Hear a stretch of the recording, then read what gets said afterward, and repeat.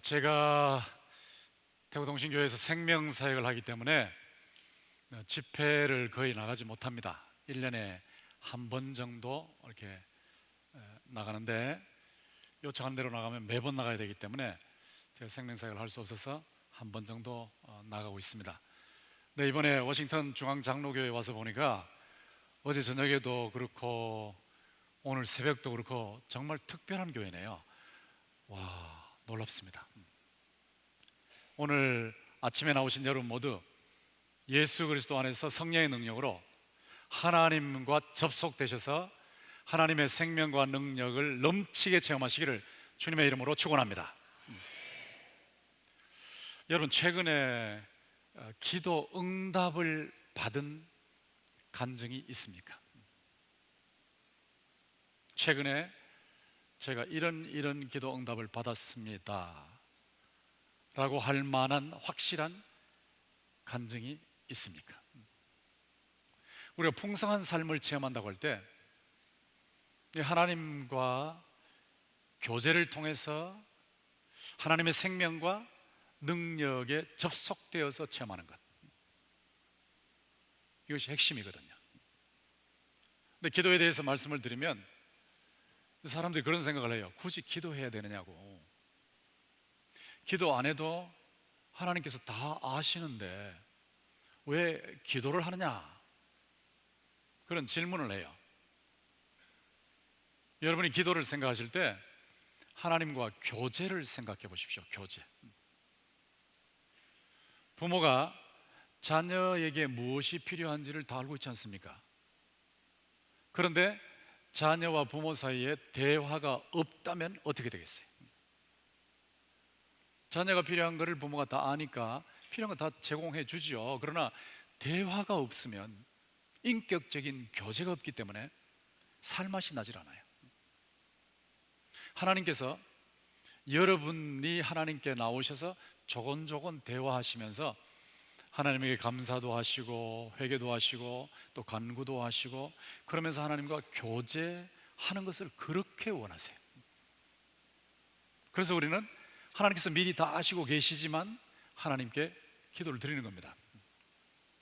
또 기도를 드릴 때 어떤 분은 그래요. 왜 굳이 그렇게 간절히 기도해야 되냐고. 기도할 때 왜 응답이 올 때까지 집요하게 기도해야 되냐고. 꼭 그래야 하나님을 만나느냐, 그렇게 질문하는 분들도 계세요. 근데 하나님께 기도할 때 간절히 기도하고 집요하게 기도하는 것은 그것이 진짜 기도이기 때문에 그렇습니다. 진짜 기도는 살아있는 기도거든요. 기도 안에서 응답이 없는 것도 문제지만 기도를 하는데 타성에 빠져있기 때문에 응답을 받지 못한다는 것도 문제예요. 타성. 기도는 하는데 형식적으로 습관적으로 기도 시간이니까 그냥 하는 거예요. 그러니까 하나님과 생명과 능력의 접속이 이루어지는 기도를 못해요. 거기도 문제가 있습니다. 저는 그래서 야성 기도를 강조하는데, 야성 기도. 야성 기도는 정글에 들어가서 그 정글을 개척해서 거기 복음타운을 만들 정도로 그런 파이오니어 스피릿, 개척자의 정신으로 하나님께 달라붙는 것을 말하거든요. 야성.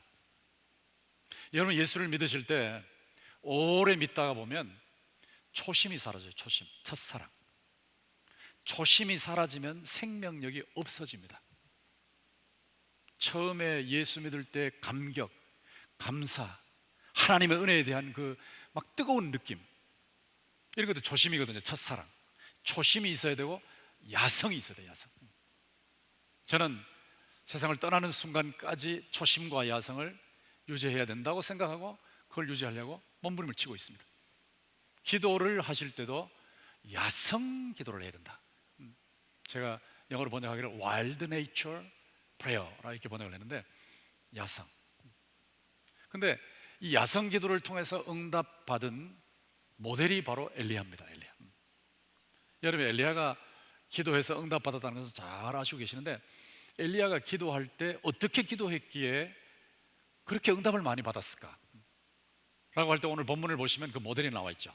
제가 본문을 읽을 때 일부러 40절부터 적어놓은 이유가 있습니다. 40절에 보시면 엘리야가 그들에게 이르되 바알의 선지자를 잡되 그들 중 하나도 도망하지 못하게 하라 하매 곧 잡은지라. 엘리야가 그들을 기손 시내로 내려다가 거기서 죽이니라. 바알 선지자 450명과 엘리야가 갈멜산에서 대결을 해서 대승리를 거두었죠. 대승리를 거두고 난 후에 엘리야가 사후 처리를 하는 거예요. 이 바알 선지자들이 그 당시에 이스라엘 전체를 우상 숭배와 부도덕으로 몰고 가고 있었기 때문에 그들을 그대로 내버려 두면 이스라엘이 여전히 하나님을 제대로 섬기지 못하게 되는 거예요. 그래서 엘리야가 이 450명을 전부 그 갈멜산에, 제가 몇 번 올라가 봤는데 갈멜산에서 밑으로 내려가면 기손 시내라고 있는데 그 기손 시내에 데리고 가서 다 죽인 겁니다. 이게 구약식 처리 방법이죠. 아세라 선지자는 왜 거기에 언급이 안 됐을까라고 할 때 바알은 남신이고 아세라는 여신이에요. 아마 이세벨이 갈멜산에 가지 않았기 때문에 아세라의 그 선지자들이 같이 안 따라가서 450명만 언급되어 있지 않나 이렇게 생각이 되는데, 그 450명의 바알 선지자들을 기손 시내에 데리고 가서 다 죽이는, 처형을 해버리는, 그래서 죄의 근원을 뿌리채 뽑아버리는 이런 작업을 했습니다. 구약식 처리 방법인데, 여러분이 기도를 하실 때에 기도의 문을 여셔야 되거든요. 기도의 문을 여는 것이 뭐냐면 회개입니다. 회개. 감사도 문을 여는 거지만 회개도 기도의 문을 여는 거예요. 이 회개를 철저하게 하시면 위로 올라간다고요. 기도를 많이 해보신 분들은 내가 지금 하고 있는 기도가 쭉쭉 빨리 올라가는구나 하는 것을 느껴요. 어느 단계가 되면 올라간다고요. 근데 이 기도가 올라가지 않고 탁탁 막히는 것은 하나님의 능력이 부족해서 그런 것이 아니고 하나님과 우리 사이를 가리고 있는 죄가 있기 때문이에요. 이 죄를 철저하게 회개해야 됩니다. 베드로전서 3장 7절에 보시면 남편들아 이와 같이 지식을 따라 아내와 동거하고 그를 더 연약한 그릇이요 또 생명의 은혜를 함께 이어받을 자로 알아 귀히 여기라. 이는 너희 기도가 막히지 아니하게 하려 함이라는 말씀이 나와요. 남편과 아내가 같이 살아갈 때에 이 아내를 남편이 사랑할 때 지식을 따라 사랑해라. 그냥 무조건 사랑하지 말고 아내가 무엇을 좋아하고 어떤 성격이고 어떨 때 힘들어하고 이걸 다 알아야 된단 말이에요. 제대로 알면서 지식에 따른 사랑을 해라. 그런데 그렇게 해서 아내의 마음을 섭섭하게 하지 말라는 거예요. 아내의 마음을 섭섭하게 해놓고 기도하면 기도가 막힙니다. 올라가질 않아요. 저도 목사지만 1년을 두고 보면 한 번이나 두 번 정도는 아내하고 다투거든요. 다투는데 그 다툰 상태에서 기도를 하면 기도가 막혀버려요. 올라가지 않아요. 단순한데요, 막혀요. 그러니까 그걸 반드시 처리를 해야 돼요. 제가 처리할 때 제가 볼 때는 분명히 아내가 잘못한 것 같은데, 그런데 제가 먼저 사과하거든요. 항상 제가 손해보는 듯한 삶을 삽니다. 그런데 뭘 사과하느냐 하면 어떤 때는 아내가 더 잘못한 것 같지만 제가 아내의 잘못에 대해서 반응을 보이는 것이 잘못이었어. 저의 반응에 죄가 있더라고요. 그 반응이 감정적인 반응, 막 폭발적인 반응, 이게 나오는 것은 그 자체가 죄거든요. 그래서 제가 여보 미안해, 정말 미안해 하고 이제 말을 하죠. 그러면 이제 아내도 사과를 하고 이래서 두 사람 사이가 관계가 풀리는 거예요. 저는 지금까지 이만큼 나이가 되도록, 죄송합니다 이만큼이라 그래서 살고 있는데 아내를 정말 사랑합니다. 이번에 여기 같이 오려고 생각을 했었는데 꼭 오고 싶다고. 근데 제 딸이, 첫째 딸이 어제 제가 여기서 설교하는 동안에 둘째 아이를 낳았어요. 그래가지고 여기 오지를 못했어요. 근데 저는 늘 교회에서도 저희 아내를 놓고 미스킴이라고 평생 my eternal sweet heart, my honey, 평생 그렇게 살아요. 그런데 혹시 이렇게 다투었을 때 집사람하고 관계를 제가 사과함으로써 풀어버리면 기도가 쭉쭉 올라가는 거예요. 근데 그걸 하지 않으면 기도가 막혀버려요. 단순합니다. 아주 단순한 것이기 때문에 여러분들이 여러분의 삶 속에서 혹시 하나님과의 관계에 막힌 것이 무엇인지를 확인을 하시고 바로바로 처리하셔야 돼요. 이사야서 59장 1절에서 3절에 보면 여호와의 손이 짧아 구원하지 못하심도 아니요 귀가 둔하여 듣지 못하심도 아니라 오직 너희 죄악이 너희와 너희 하나님 사이를 갈라놓았고 너희 죄가 그의 얼굴을 가리어서 너희에게서 듣지 않으시게 함이니라. 이는 너희 손이 피해 너희 손가락이 죄악에 더러워졌으며 너희 입술은 거짓을 말하며 너희 혀는 악독을 내미라는 말씀이 있어요. 하나님의 손이 짧아서 구원하시지 못하심이 아니라 그랬거든요. 하나님은 삼위일체 하나님은 어제나 오늘이나 영원토록 동일하신 하나님이심을 믿습니다. 엘리야의 하나님 우리 하나님이에요. 엘리야의 하나님 지금도 우리가 얼마든지 그 생명과 능력을 체험할 수 있는 겁니다. 그런데 왜 하나님의 구원이 내 삶의 현장에 나타나지 않는가 이거죠. 그것은 죄 때문이라고 했죠. 그러니까 죄를 철저하게 처리하셔야 돼요. 죄를 회개한다라고 할 때 이제 한국 분들이 죄를 회개할 때 제대로 못하는 경우가 있어요.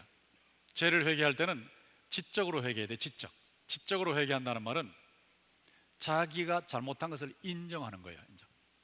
제가 잘못했습니다. 지적으로 머릿속으로 인정한단 말이에요. 인정. 그 지적인 회개입니다. 요즘 텔레비전에 잘못하고 나서도 나와서 절대 그거 안 하죠. 지적인 회개를 안 하잖아요. 저떼고 변명을 하고 남에게 막 떠넘겨버리고 그러죠. 지적인 회개를 해야 됩니다. 잘못했다고 해야 돼요. 분명히 잘못했다고 그래요. 자기의 잘못을 인정하는 게 지적인 회개예요. 그 다음에 정적인 회개를 해야 돼요. 지정의, 감정의 회개가 있습니다. 감정의 회개는 아파하는 거예요. 자기가 잘못한 것에 대해서 가슴이 아픈 거예요. 가슴. 하나님 앞에 잘못하고 사람 앞에 잘못하고 또 가족에게 잘못한 것이 마음에 걸려요. 가슴이 아픈 거예요. 우리 한국 분들이 회개하실 때 이 두 번째까지는 가는 것 같아요. 지적으로 인정을 하고 감정적으로 아파하는 데까지는 가는 것 같아요. 기도하라 그러면 막 울면서 간절하게 기도하는 것을 보면 정적인 회개까지 가요. 근데 세 번째 회개를 안 가. 세 번째 회개가 뭐냐면 의지적인 회개입니다. 의지적인 회개는 자기의 잘못된 것을 청산하는 겁니다. 청산. 끊는 거예요. 끊는 거. 분명히 끊어버리는 거예요. 우리가 살아갈 때 잘못을 인정하고 가슴 아파하면서도 그 죄악에서 떠나지 않고 끊어버리지 않는 건 회개가 아닙니다. 두 번째까지만 갔거든요. 세 번째까지 안 갔기 때문에 회개가 제대로 안 된 거예요. 이 의지적인 회개를 제가 청산회개라고 하는데 이 청산회개가 우리가 회개할 때 가장 부족한 점이에요. 잘못된 것이 있으면 반드시 돌이켜야 되거든요. 반드시 그 하던 일을 멈추고 거기에서 돌아서야 되는 거예요. 그리고 그 일을 버려야 돼요. 잘못된 행위를 버려야 돼요. 이게 청산회개입니다. 이렇게 지적으로 죄를 인정하고 감정적으로 죄를 아파하고 의지적으로 죄를 끊어버린단 말이에요. 이렇게 하고 나면 하나님과의 관계가 막혀있다가 뚫려요. 기도를 드리면 이게 올라간단 말이에요. 쭉쭉 빨리 올라간다고요. 기도의 문을 여는 것은 지정의의 회개입니다. 이런 회개를 통해서 기도의 문을 열고 기도를 올릴 때에 엘리야가 어떻게 기도했는지 한번 보십시오. 41절에 보면 엘리야가 아합에게 이르되 올라가서 먹고 마시소서 큰 비 소리가 있나이다. 큰 비 소리라는 표현을 유의해서 보십시오. 큰 비 소리. 제가 히브리어 원문을 보니까 폭우, 큰 비가 폭우죠. 폭우의 소리의 소리 이렇게 돼 있어요. 소리의 소리. 폭우 소리를 강조했어요. 폭우의 소리의 소리. 폭우의 소리의 소리가 있나이다. 여러분 한번 상상해 보십시오. 3년 6개월 동안 비가 내리지 않아서 맑은 하늘이에요. 땅이 떡떡 갈라져요. 짐승이 물이 없어서 나뒹굴어요. 아이들이 물이 없고 먹을 것이 없어서 막 갈비가 나와서 이 갈비뼈가 나와서 애들이 엄마 젖을 빨 수가 없어요. 여기저기 짐승 시체들 막 나뒹굴고 사람들이 죽는다고 난리를 치고 그런데 비가 올 가능성이 전혀 없습니다. 그런데 엘리야는 41절에 폭우의 소리를 듣고 있었어요. 이게 대단한 기도입니다. 이게 대단한 기도. 어째서 엘리야의 귀에는 그것이 들렸을까 하는 거거든요. 3년 6개월 동안 비가 안 왔는데 엘리야의 귀에는 비가 오고 있는 소리가 들리고 있단 말이에요. 비가 오고 있는 소리. 이게 믿음의 기도입니다. 믿음의 기도. 대단한 기도입니다. 이게 어디서 왔을까를 제가 관찰해 보니까 18장 1절에 있습니다. 18장 1절에 보시면 많은 날이 지나고 제3년에 여호와의 말씀이 엘리야에게 임하여 이르시되 너는 가서 아합에게 보이라. 내가 비를 지면에 내리리라. 이겁니다. 3년 6개월 동안 비가 안 와서 떡떡 갈라지는 그 땅에 비 올 가능성이 전혀 없어요. 누구도 폭우의 소리를 듣지 못해요. 그런데 하나님께서 말씀하셨어요. 내가 비를 지면에 내리리라. 내가 비를 지면에 내리리라. 하나님의 말씀이 있었단 말이에요. 하나님 말씀. 그런데 그 하나님의 말씀을 엘리야는 그대로 딱 붙잡은 거예요. 딱 붙잡은 거예요. 하나님께서 말씀하셨기 때문에 3년 6개월 동안 비가 안 내려도 하나님이 말씀하시면 반드시 비가 내릴 줄 믿습니다 라고 하는 믿음이에요. 믿음. 폭우의 소리를 듣고 있습니다. 여러분 믿음의 기도를 들으시면 지금은 응답이 없어요. 근데 응답이 와서 내 삶이 어떻게 변해 있는 모습까지 미리 다보는 거예요. 미리.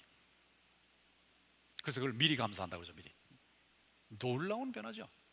엘리야가 어째서 이런 믿음이 있었을까 하는 거예요. 엘리야에게 이 말씀이 떨어졌을 때 이런 절대적인 신앙이 어째서 생겼을까 하는 건데, 엘리야를 여러분 17장부터 쭉 관찰해 보시면 하나님께서 엘리야에게 그릇 시냇가로 가라고 하세요. 그릇 시냇가로 가라. 내가 거기서 까마귀를 통해서 너를 먹여주겠다고 말씀하세요. 그런데 엘리야가 그 여호와의 말씀에 따라서 그릇 시냇가에 갔습니다. 갔을 때 아침에도 까마귀들이 날아오고 저녁에도 까마귀들이 날아오는 거예요. 날아오는데 입에 떡과 고기를 물고 까까 하면 이게 사라져 버리니까 날아오는데 와서 엘리야에게 주고 가는 거예요. 까마귀 웨이터들을 매일 2차례씩 체험했습니다. 그때마다 엘리야에게 어떤 마음이 생겼을까요? 과연 주의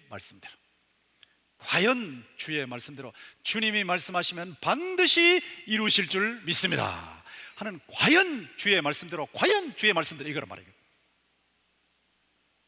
여러분이 말씀에 순종해서 사시다 보면요, 예전에 시골에서 풍로불을 지펴 보셨는지 모르겠어요. 등겨 집어넣고 풍로를 이렇게 돌리는 거예요.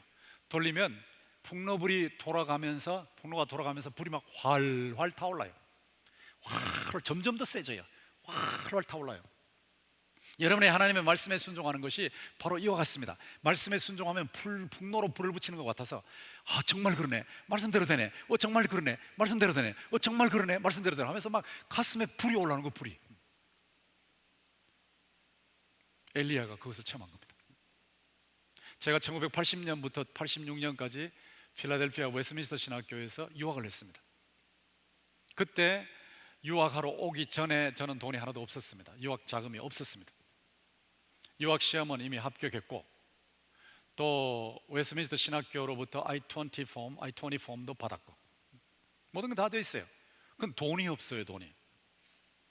돈이 없는데 하나님께 기도해서 하나님께서 응답을 하셔서 제가 거기를 다녀오게 됐는데, 거기 가서 웨스트민스터에서 공부를 하고 있다가 1년 정도는 제가 영국 가서 박사학위 논문을 써야 할 때가 있었어요. 웨스트민스터에서 공부하다가 영국 가서 1년 박사학위 논문을 쓰기 전에 영국 가서 1년 살 생활비가 필요한 거예요. 그래서 제가 그것을 놓고 하나님 앞에 기도를 했는데 17일 동안 기도했습니다. 17일 동안 기도하는데 참 놀라운 일이 일어났습니다. 저는 누구에게 제가 영국 가서 유학 박사학위 논문을 쓰는데 돈이 이렇게 필요합니다 라고 말한 적이 없어요. 하나님께만 기도하고 있어요. 하나님께만 기도하고 매일 매일함에 가서 체킹을 하는 거예요. 메일함을 체킹하는 이유는 제가 숙제를 받아서 그것을 해야 되니까 매일 메일함을 체킹하는데 참 놀라운 사실, 17일 동안에 저의 우편함에 매일 현대판 까마귀가 떡과 고기를 물고 오는 거예요. 그런데 현대판 까마귀가 떡과 고기를 물고 오는 게 아니고 달러를 물고 오는 거예요. 달러를 매일 날아와 있네, 매일 날아. 근데 어떨 때는 300불이 들어있었어요. 어떨 때는 200불이 들어있었어요. 어떨 때는 400불이 들어있었어요. 어떨 때는 100불이 들어있었어요. 깜짝 놀라는 거예요. 그러니까 17일 동안 매일 까마귀가 날아오는 까마귀. 제가 그때 아주 깜짝 놀랐습니다. 이야, 이거 하나님 정말 대단하신 분이시구나. 기도하면 들으신다고 하시더니 기도를 드렸더니 이렇게 응답하시네 하고 17일 동안 계속해서 그렇게 채우시는데요. 어떤 교회는요, 교회 문을 닫게 됐대요. 교회가 그동안에 오랫동안 되다가 막 교인들이 다 떠나버리고 해서 교회를 더 이상 할 수 없어서 문을 닫는데, 문을 닫으면서 회계 집사님들하고 몇 분이 모여가지고 이렇게 마지막 남아있는 돈을 계산해 보니까 800불이 남았더라는 겁니다. 800불. 근데 그 800불 남은 것을 놓고 이거 어디다 바칠까? 누구를 줄까? 그러는데 제가 그분들한테 말한 적이 없거든요. 그 교회도 잘 몰라요. 근데 그분들이 그렇게 의논하는 중에 저 웨스트민스터에 권성수 강도사 있지? 권성수 강도사한테 갖다 줘야 되겠다 이러고는 거기 넣어놨다는 거예요. 넣어놨다. 그 800불이 한꺼번에 날아왔어요. 한꺼번에. 여러분 이런 얘기 들으시면 야, 저 참 수지 맞는 기도구나. 수지 맞는 기도 생각이 쉬운데요, 그거 아닙니다. 제가 돈벌이 하는 거 아닙니다. 하나님께 기도하는데 하나님께서 매일 현대판 까마귀가 달러를 물고 오는 경험을 하게 하신 거예요. 저는 그때마다 과연 주의 말씀대로, 과연 주의 말씀대로 되는군요. 이 감격이 생기는 거예요. 감격. 풍로로 불을 지피는 것처럼 뜨거운 불이 막 저한테 올라오는 거죠. 제가 설교할 때 어느 순간에 막 폭발하듯이 이렇게 소리를 지르는 거예요. 웅변이 아닙니다. 이거 웅변이 아니고 말씀을 통해서, 말씀과 함께 말씀 안에서 역사하시는 성령의 뜨거움이에요. 뜨거움. 이게 막 올라와서 견딜 수가 없어요. 그래서 제가 하는 설교를 성령 설교라고 제가 명명을 하고 그 책을 한 권 썼는데, 설교할 때 이게 막 올라오는 거예요. 불이, 하나님의 말씀에 대한 확신의 불이 올라오는 거예요. 확신의 불. 이 확신의 불이 올라와서 그냥 과연 주의 말씀대로, 과연 주의 말씀대로, 과연 주의 말씀대로 되는 줄 믿습니다 라고 하면 교인들의 심령 속에 말씀이 탁 가서 박혀버린다. 이런 체험을 하는 거예요. 그래서 20년 동안 목회하는 동안에 교인들이 말씀에 의해서 변화되는 모습을 많이 목격했습니다. 엘리야가 과연 주의 말씀대로 되는 것을 체험을 했기 때문에 말씀 한 번이 임하면 이 말씀은 틀림없이 그대로일 줄 믿습니다 하는 확신이 있는 거예요.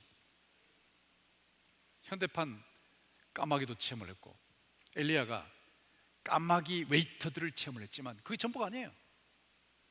과부에게 갔잖아요. 사렙다 과부한테 가는데 그 과부는 나뭇가지 몇 가지 주워다가 마지막으로 빵을 구워서 아들하고 먹고는 죽겠다는 과부예요. 죽겠다는 과부. 절망덩어리 과부예요. 그런데 하나님께서 그쪽으로 가라. 내가 과부를 통해서 너에게 공급해 주겠다. 하나님이 말씀하셨어요. 하나님이 말씀하시는데 그걸 공급해 줄 사람은 과부입니다. 가난뱅이입니다. 아무도 없습니다. 통에 있는 마지막 밀가루하고 병에 있는 마지막 기름을 가지고 빵을 하나 구워 먹고 죽으려고 하는 그런 과부예요. 그런데 하나님께서 그런 절망적인 과부를 통해서 음식을 제공해 주시겠다고 말씀하셨기 때문에 그 말씀대로 엘리야는 그대로 행동한 거예요. 가서 과부에게 나한테 먼저 구워오라고, 나한테 먼저 주세요. 그렇게 해서 그 집에서 지나는데 2년을 지나는 동안에 하나님께서 매번 통의 가루가 마르지 않게 하시는 거예요. 병의 기름이 마르지 않게 하시는 거예요. 여러분 과부 입장에서 한번 생각해 보십시오.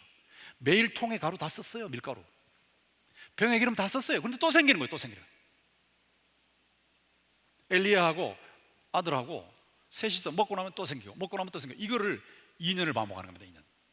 엘리야는 그것을 2년 동안 봤습니다. 까마귀 웨이터를 통해서 제공받고 절망덩어리 과부를 통해서 제공받은 이 경험이 과연 주의 말씀대로 되는 것을 엘리야는 보았기 때문에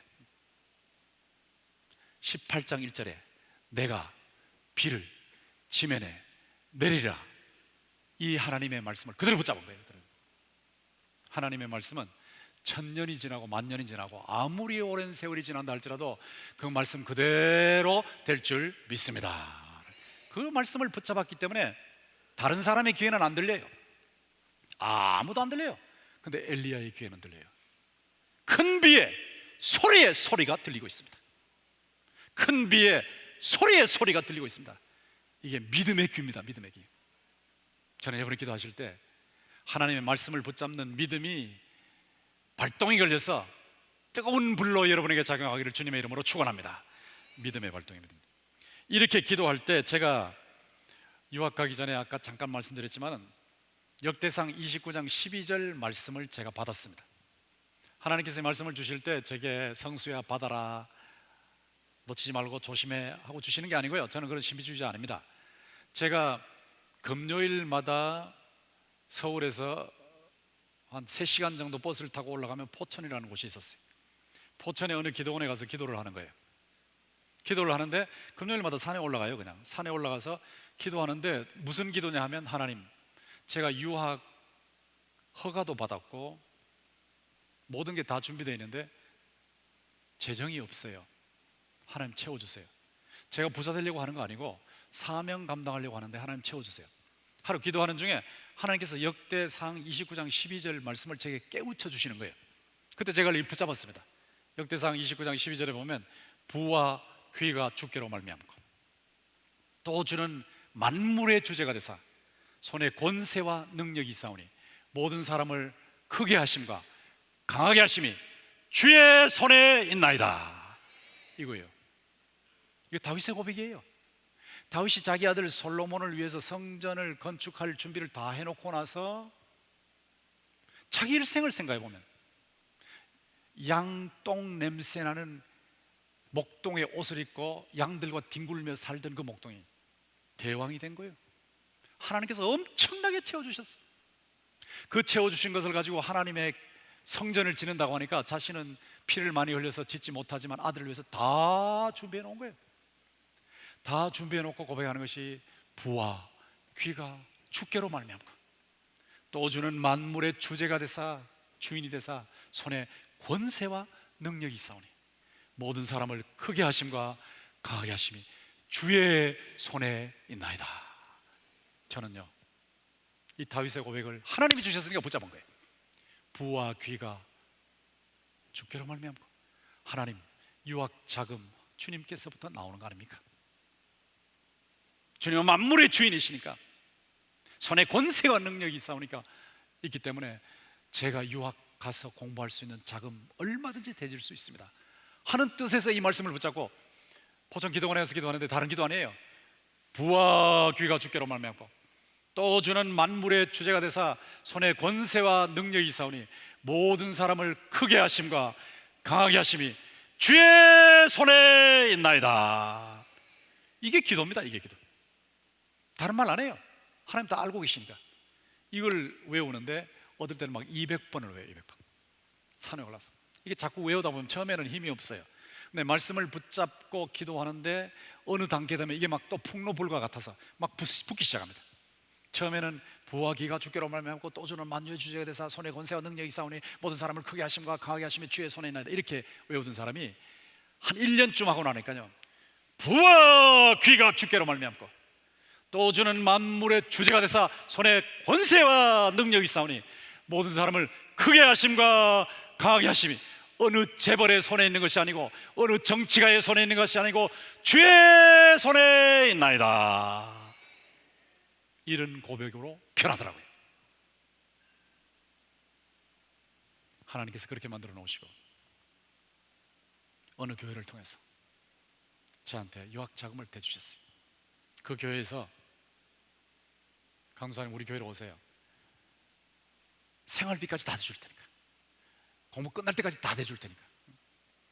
그렇게 제안이 들어왔는데 제가 그것을 저희 교회 목사님께 말씀드렸더니 목사님께서 내가 키운 청년을 왜 남의 교회에 뺏기냐고. 내가 대줄게.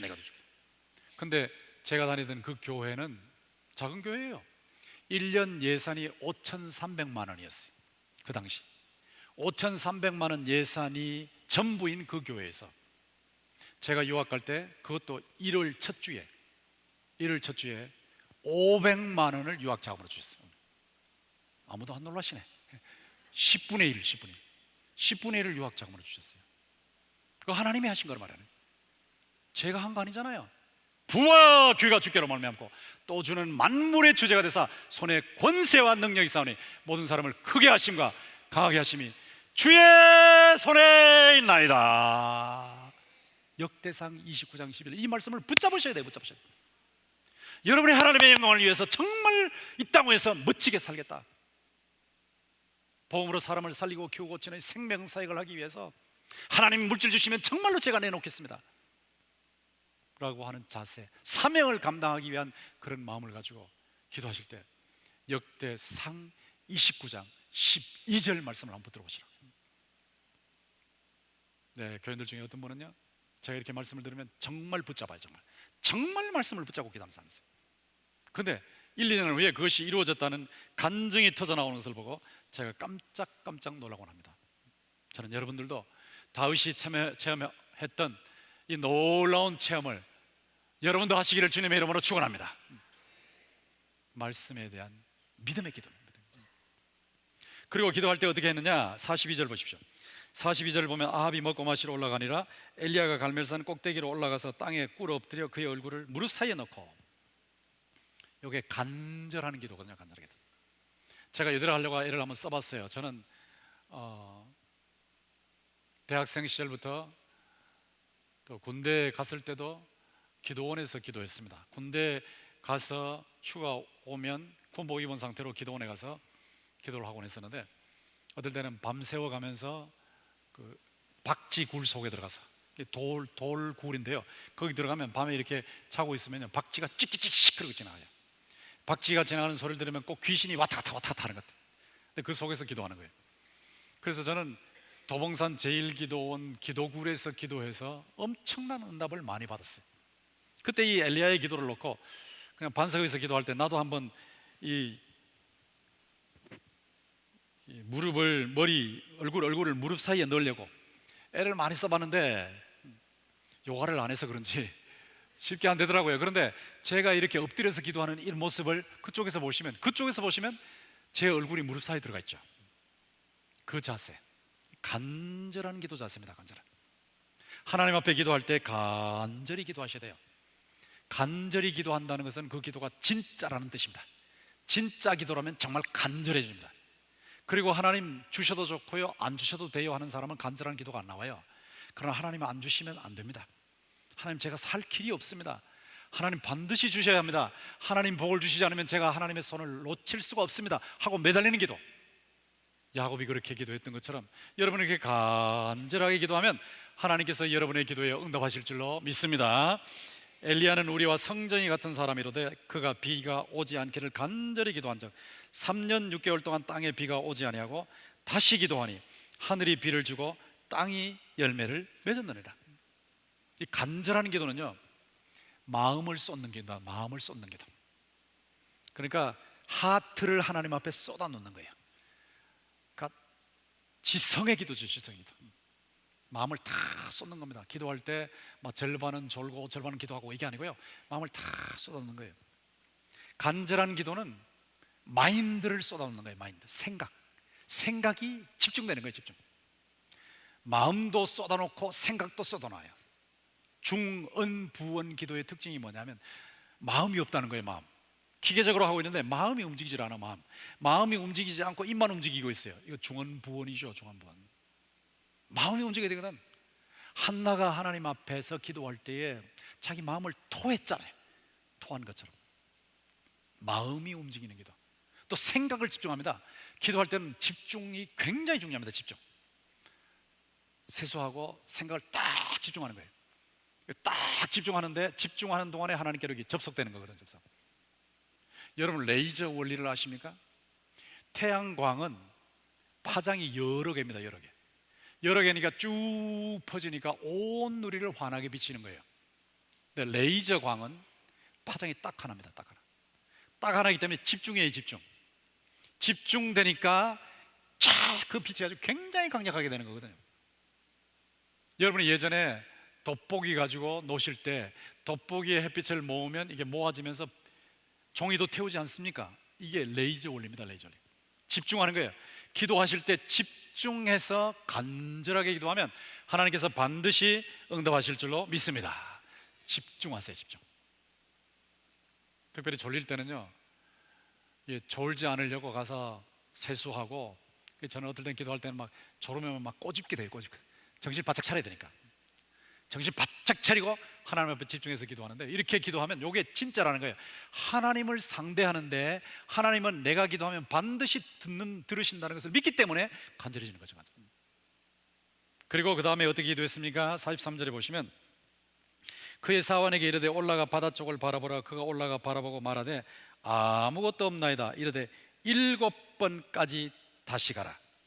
7번째 이르러서는 그가 말하되 바다에서 사람의 손만한 작은 구름이 일어나나이다.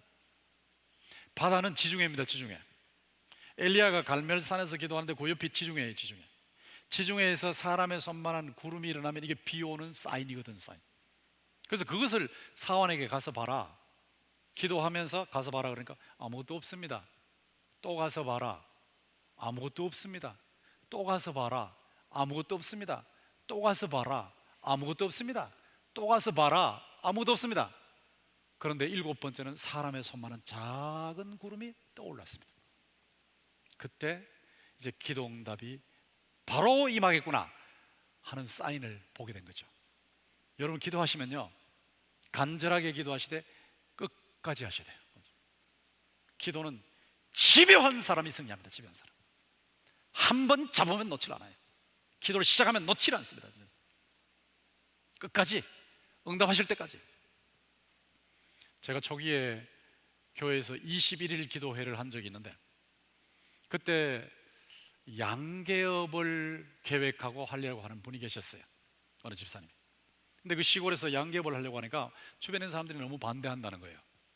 목사님, 제가 거기 갔는데요, 사람들이 허락을 안 해줘요. 그 교인들도 있는데 교인들도 허락을 안 해줘요. 어떻게 하면 좋아요? 그래서 제가 엘리야의 기도 원리를 그대로 말을 했죠. 지사님, 응답이 올 때까지 하세요. 응답이 올 때까지. 근데 얼마 지나니까 딱 한 사람이 그렇게 반대한대요. 그러면 그 한 사람을 계속 찾아가십시오. 그분이 마지막 예스 할 때까지 찾아가십시오. 21일 동안 새벽 기도 끝나고 나면 그 집사님이 저 주차장에서 기다려요. 제가 묻죠. 집사님 어떻게 됐어요? 안 됐습니다. 또 찾아갔어요. 또 그 다음날 또 기다리고 있어요. 제가 집사님 어떻게 됐어요? 안 됐습니다. 찾아갔어요. 근데 21일째가 됐어요. 21일째가 됐는데 계속 기도하는데 드디어 그 한 사람이 오케이 했습니다. 그래서 거기 양계를 할 수 있게 돼서 첫 11조로 300만 원을 들고 왔더라고요. 그 하나님이 하시는 거거든요. 기도의 재미를 보는 사람은 포기가 없어요. 포기. 내 기도에는 포기가 없다. 한 번 잡으면 끝까지 가는 거예요. 끝까지. 항상 기도하고 낭망치 말아야 할 것을 주님께서 비로 말씀하셨잖아요. 여러분 기도 안 하는 사람은 낭망 안 합니다. 기대하는 게 없으니까. 그러나 기도하는 사람은 낭망이 찾아옵니다. 계속 기도하는데 왜 이렇게 응답이 없을까라고 해서 굉장히 안타까워지는 거예요. 그런데 예수님께서는 항상 기도하고 낙심하지 말아야 한다고 말씀하시면서 포기 없는 기도를 말씀하시는데, 과부가 불의한 법관 앞에 가서 제 억울한 사정을 풀어주십시오 라고 요청을 하는데 불의한 법관이 풀어줄 마음이 없어요. 근데 과부가 매일 가서 요청을 하면 그 불의한 법관의 입장에서 보면 눈을 맞는 것 같아. 이 권투 선수가 막 눈을 향해서 계속 때리는 것처럼 불의한 법관이 과부가 계속 강청하고 요청하는 것이, 그게 자기를 번거롭게 하고 귀찮게 하니까 애따 모르겠다고 허락을 해준 거예요. 근데 왜 그 비유를 예수님께서 우리에게 말씀하셨을까요? 하나님은 절대로 불의한 법관이 아니에요. 그런데 여러분이 기도하시다 보면 어떤 때는 하나님께서 계속 응답하시지 않을 때 여러분 마음속에 어떻게 이럴 수가 있을까? 어떻게 이럴 수가 있을까 하는 생각이 들면서 마치 하나님이 불의한 법관 같다는 느낌이 들 때가 있어요. 느낌. 그래도 포기하시면 안 돼요. 하나님께서는 간절히 기도하는 사람 반드시 응답하실 줄 믿습니다. 그 재미를 보셔야 돼요. 저는 할머니께서 간절히 기도하셔서 저희 아버님을 목회자로 만드셨고, 저희 아버님께서 간절히 기도하셔서 다섯 아들을 전부 목사로 만드셨는데요, 정말 기도에 지배하신 분들이에요. 정말 지배하신 분들이에요. 할머니 그냥 새벽 3시 반만 되면 기도하시는데 막 정말 지독하게 하십니다. 끝까지 하십니다. 제 아버님 물론 목사님이셨으니까 기도하신 데는 꾸준하게 하시는데, 이 꾸준하게 기도하는 동안에 하나님께서 일하시는 모습이 나타나는데요, 깜짝깜짝 놀라는 거예요. 저희 아버님께서 자녀들을 놓고 다 목사로 바치고 기도하는데 자녀들이 말을 안 들으니까 얼마나 힘들었겠습니까? 근데 꾸준하게 계속 기도하는데 저희 형님이 변하고 제가 변하고 제 밑에 동생이 변하고 또 동생이 변하고 동생이 변하고 다 변화되는데요, 하나님께서 하시는 일이 너무나 놀라운 거예요. 그래서 저는 할머니를 통해서 기도 유산을 받았어요. 아버지를 통해서 기도 유산을 받았어요. 그래서 기도를 시작하면 포기가 없습니다. 하나님이 응답하실 때까지 합니다. 응답하실 때. 하나님께서는 약속하셨기 때문에 반드시 때가 되면 응답하실 줄로 믿습니다. 하나님이 원하시지 않는 기도를 하면 그 기도의 방향을 하나님이 틀어요. 딴 쪽으로 트시면서 응답하세요. 아직도 때가 안 됐으면 슬로우 다운 하세요. 천천히 가라 말씀하세요. 그래도 기도하는 거예요. 그리고 하나님께서 우리가 기도하는 동안에 우리의 인격이 성숙하게 만드세요. 여러분, 기도하면서 응답이 없을 때 하나님의 응답을 기다리는 사람의 그 신앙 인격이 얼마나 간절해진지 아십니까? 얼마나 성숙해진지 아십니까? 늘 하나님을 기다리고 있거든요. 하나님 언제까지입니까? 하나님 언제까지입니까? 라고 하는 동안에 이 마음속에 늘 하나님을 바라보고 있다고요. 늘 하나님을 바라보고 있는데 어느 순간에 하나님께서 응답을 하시면 너무 기뻐서 막 펄쩍펄쩍 뛰는 거예요. 펄쩍펄쩍 뛰면서 천장이 낮은 것처럼 막 펄쩍펄쩍 뛰면서 감격하고 감사하게 되는데요, 저는 그런 기도의 생활을 지금까지 해오고 체험하고 있기 때문에 하나님은 우리의 눈으로 보이지 않고 귀로 그 음성이 들리지 않고 손으로 그분을 만질 수 없지만은, 그러나 하나님은 제가 눈으로 보고 귀로 듣고 손으로 만질 수 있는 어떤 인격자보다도 더 확실하게 살아계심을 믿습니다. 그렇게 믿는 거예요. 하나님은 살아계십니다. 하나님은 살아계십니다. 하나님은 살아계십니다. 이게 막 불같은 확신이 들어있단 말이에요. 꾸준하게 기도하는 사람이 이것을 체험합니다. 지금 여러분 아마 조국을 위해서 기도 많이 하실 텐데, 저도 나라를 놓고 기도 엄청 많이 합니다. 바깥으로는 말을 못해요. 그런데 구체적으로 기도하고 있어요. 하나님, 이번에 미국 회담이 있는데 저거 결렬시켜 주세요.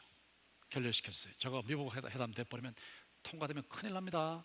하나님 막아주세요. 막아주세요. 다른 분들도 기도하겠죠. 근데 놀라운 사실은 트럼프가 회담을 하다가 갑자기 국내에서 무슨 사정이 있어서 탁차가 나와버리는 거예요. 저는 그때 깜짝 놀라서, 이야, 어떻게 이런 기적이 나타나는가. 국가를 위해서도 구체적으로 하나하나 기도 제목을 잡고요, 하나하나 기도합니다. 대통령을 놓고도 기도하고요, 한 사람 한 사람, 이번에 문제되는 그분들을 놓고 기도하고 계속 기도하는데, 꾸준하게 기도하는 동안에 하나님께서 응답하시는 것을 체험하고 있어요. 저는 하나님께서 대한민국을 버리지 아니하실 줄로 믿습니다. 북한을 생각해 보세요. 북한의 우리의 동포들, 일본 강점기로 말하면 100년 이상 독재 밑에서 고통당하고 있어요. 해방 이후를 생각하면 70년 이상 고통을 당하고 있어요. 선교사들이 얼마나 많이 나왔습니까? 지금도 정치범 수용소에 거의 다 기독교인들이 들어가 있거든요. 근데 그들이 거기에서 얼마나 고통을 당하는지, 먹을 것이 없잖아요. 하루 종일 노동에 시달리고, 먹을 것이 없으니까 쥐를 잡아먹는 거예요. 쥐를 잡아먹는데 그 쥐는 또 뭘 잡아먹냐면 사람의 시신을 뜯어먹는 거예요. 그걸 먹고 연명하는 우리의 신앙의 형제 자매들 있잖아요. 하나님께서 이스라엘 백성들도 70년 만에 바벨론에서 풀어주셨는데, 우리 민족 이 북한 동포들을 어서속히 해방시켜 주시옵소서 간절히 기도하고 있습니다. 저는 아예 공개적으로 이렇게 기도하죠. 하나님, 김정은 공산 독재 정권이 회개하든지 아니면 영원히 지구촌에서 깨끗이 조용하게 사라지게 하여 주시옵소서. 그러면 어떤 분이 그래요. 권사님, 목사님 그러다가 목 날아가면 어떡해요? 전국에 다 숨어 있을 텐데 치면 어떻게 합니까? 뭐 그럼 나 죽죠. 뭐. 공개적으로 해요. 공개적으로. 하나님께서 살아계시기 때문에 반드시 우리 민족을 회복시켜 놓으실 줄 믿습니다. 세상의 세계 역사에 어떻게 그런 일이 있습니까? 청와대 앞에서, 아스팔트 위에서 얇은 거 하나 깔고 밤새도록, 제 그 장면을 보니까 눈물이 나더라고요. 세상에 어느 민족이 이런 민족이 있을까? 한국 사람 아니면 없다. 정치적으로 의견을 달리할 수 있죠. 그러나 중요한 것은 하나님께서 우리가 간절하게 기도할 때 반드시 나타나셔서 응답하실 줄 믿습니다 라는 거예요. 100년이 지나가고 70년이 지나가고, 그 다음 세계를 보십시오. 한류가 일어나는 거 보시고 계시죠? 전 세계 한류가 일어나는 거, 이거 우연히 일어나는 거 아닙니다. 하나님께서 인류 역사의 핸들을 잡고 계세요. 핸들을 잡고 움직이고 계시는데, 도대체 한국 K-팝이 나가서 하는데 어떻게 몇만 명이 모이고 말이지, 여기서 그렇게 많이 모이고, 있을 수 없는 일이거든요. 이렇게 되는 데는 하나님의 뜻이 있단 말이에요. 그래도 제가 전 세계를 돌아다니면서 보면 한국 사람처럼 열정적인 사람들이 없어요. 한국 사람처럼 충성하는 사람들이 없어요. 주님 앞에. 제가 웨스민스터 신학교에서 한국 목사님들 박사과정에서 강의를 하고 있는데, 그 웨스민스터 신학교 총장님과 부총장님이 한국 와서 특세를 보신다면, 특세를 보시면 이게 도대체 이해를 못하는 거예요. 한국 사람들이 새벽에 모여가지고 막 10,000명씩 몇천 명씩 모여서 막 울면서 기도하는데 이해를 못해. 그래서 제가 어떻게 생각하세요? 그러니까 교수님 중에 한 분이 그러더라고요. 우리도 그런 기도하고 싶어요. 근데 왜 안 됩니까? 라고 하니까 미국 교회에서는 그런 기도하자 그러면 오질 않아요. 할 수가 없어요. 근데 한국은 저렇게 움직이니까, 오니까 얼마나 좋습니까? 참 놀라운 민족이거든요. 하나님께서, 그래도 한국 교회가 문제가 많지만 그럼에도 불구하고 하나님께서 한국 교회의 이 순수한 복음을 전 세계에 퍼뜨리려고 하시는, K-팝의 한류만이 아니라 하나님께서 복음의 한류를 일으키실 줄 믿습니다. 그래서 저는 그것을 붙잡고 기도하는 거예요. 북한의 동포들이 100년, 70년 고통당하고 있습니다. 해방시켜 주세요. 세계의 역사의 핸들을 잡으신 주님, 우리 대한민국이 전 세계에 통일된 조국이, 전 세계에 한국 사람들이 깨달은 이 순수한 열정적인 복음을 증거할 수 있도록 한국이 전 세계에 가장 강력한 선교 대국이 되게 하여 주시옵소서. 하나님께서 일하시고 계시거든. 참 놀라운 일이에요. 간절하게 끝까지 기도하는 거예요. 그랬을 때 어떻게 됐습니까? 44절 보십시오. 7번째 이르러서는 그가 말하되 바다에서 사람의 손만한 작은 구름이 일어나나이다. 이르되 올라가 아합에게 말하기를 비에 막히지 아니하도록 마차를 갖추고 내려가소서 하라 하니라. 조금 후에 구름과 바람이 일어나서 하늘이 캄캄해지며 큰 비가 내리는지라. 아합이 마차를 타고 이스라엘로 가니 여호와의 능력이 엘리야에게 임하매 그가 허리를 동이고 이스라엘로 들어가는 곳까지 아합 앞에서 달려갔더라. 드디어 기도 응답이 왔거든요.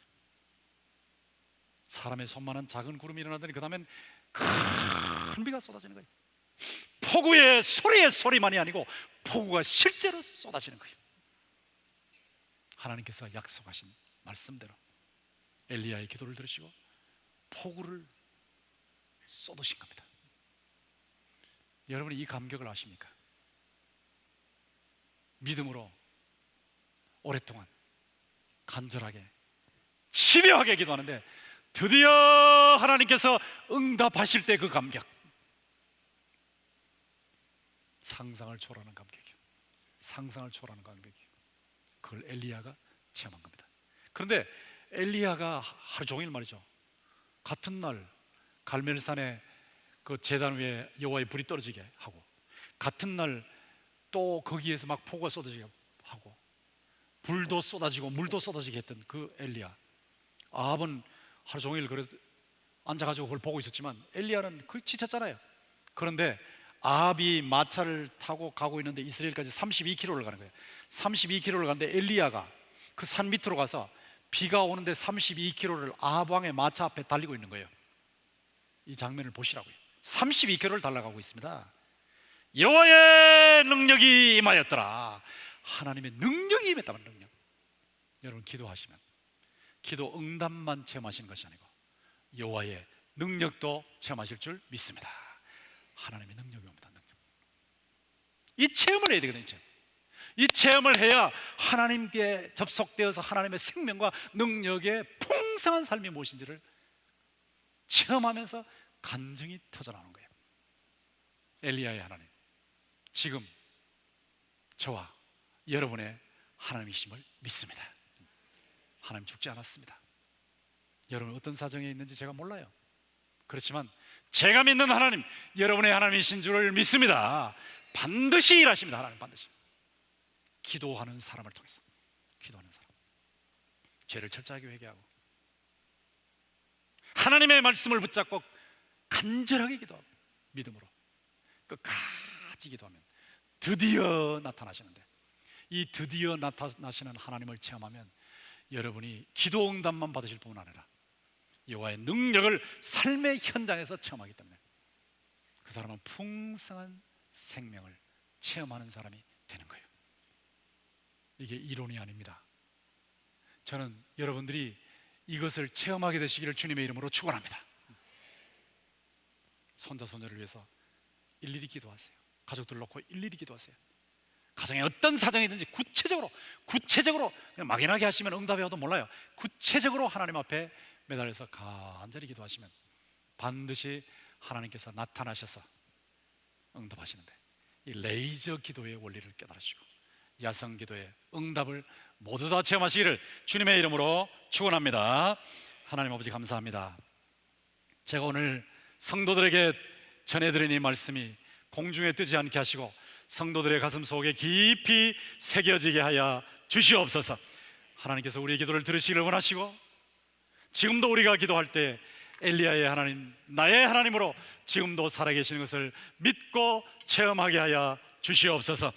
하나님의 말씀이 임하면 어떤 상황 속에서라도 그 말씀을 붙잡고 믿음으로 간절하게 끝까지 기도해서 하나님의 응답을 반드시 체험하는 성도들이 다 되게 하여 주시옵소서. 오늘 아침에도 주님 앞에 나온 주의 귀한 백성들 아픈 부분에 손을 대고 있습니다. 사람은 어찌할 수 없지만 하나님은 치료의 광선을 바라실 수 있사니 치료의 광선을 바라여 주셔서 깨끗이 낫게 하여 주시옵소서. 자녀를 낳지 못하는 가정에 주님이 자녀를 낳는 출산의 은혜를 더하여 주시옵소서. 자녀들이 땅 위에 사는 동안에 하나님께서 놀라운 은혜를 주셔서 나를 사랑하고 내 계명을 지키는 자에게는 천대까지 은혜를 베푸느리라는 하나님께서 약속하신 기독교 명문 집안을 이루게 하여 주시옵소서. 손을 대고 일하는 모든, 추진하는 모든 일에 하나님의 능력이 임하게 해주셔서 예수를 믿는 우리가 나가서 일을 할 때 하나님께서 어떻게 구체적으로 나타나셔서 일하시는지를 확실하게 체험하고 주변에 있는 모든 사람들도 그것을 두 눈으로 똑똑히 괄목상대할 수 있게 하셔서 하나님만이 영광을 거두어 주시옵소서. 예수님의 이름으로 감사하며 기도하옵나이다. 아멘.